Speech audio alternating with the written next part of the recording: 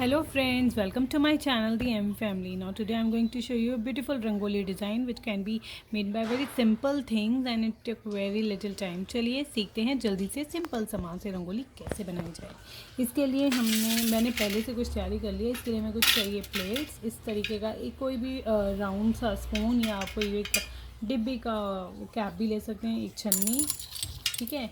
ये एक बड़ा स्पून इस तरीके से फ्लैट सरफेस बनाने के लिए, एक स्केल मैंने रख लिया है, देख रहे हैं शायद इसकी ज़रूरत पड़ जाए। एक इस तरीके का पेन ले लिया जिसके राउंड हो, आप एक वो भी ले सकते हैं ईयरबड इस तरीके का, ठीक है। और ये एक थोड़ा सा मैंने फ्लैट स्पून ले लिया है इस तरीके से,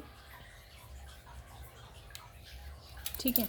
तो ये सारा सामान और ये जो रंगोली के कलर्स, देखिए कितने सारे कलर्स हैं, कितने बढ़िया बढ़िया कलर्स हैं।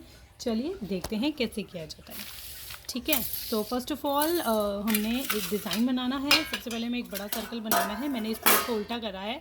इसके आसपास मैं एक वाइट लाइन क्रिएट करूँगी। जो मेरे पास आपके पास वो स्मॉल वाले ट्यूब्स होते हैं ना, जिससे ईजिली पेंसिल की तरह से निकल जाए, वो लें तो बहुत ही बढ़िया, नहीं हो तो मैं हैंड से करूँगी।